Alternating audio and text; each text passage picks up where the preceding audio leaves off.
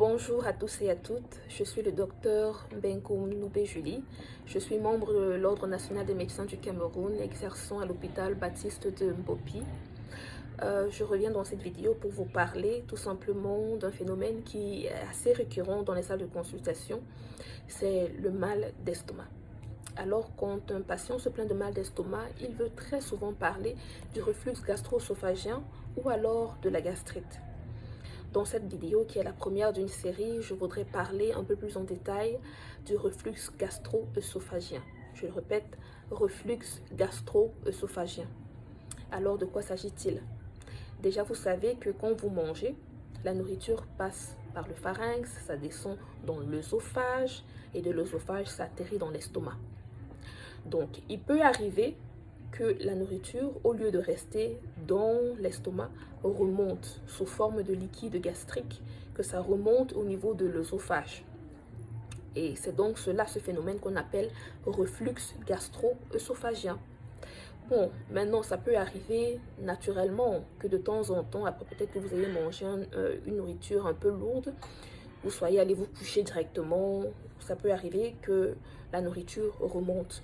Mais ce sont des épisodes qui ne sont pas censés m'être longs, c'est censé être très bref et ne pas causer de symptômes au long terme. Mais si il arrive que vous avez ce genre d'épisode de manière récurrente, donc ça arrive fréquemment, et que au long terme vous développez des complications ou bien des symptômes encore plus graves, là il faut penser à consulter. Je parle de symptômes lesquels ces personnes généralement se présentent avec une toux chronique, parce qu'à chaque fois il y a l'irritation au niveau de la gorge. Ils se présentent avec une toux chronique, ils se présentent avec un enrouement de la voix, ils sont toujours en train de essayer de nettoyer la gorge pour enlever les sécrétions dû à l'irritation chronique justement de l'œsophage et du pharynx.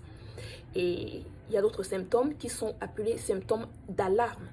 Ces symptômes, quand vous les avez, il faut absolument consulter un médecin, tels que des saignements. Si vous constatez que vous avez des saignements dans la bouche, là, il faut penser à consulter.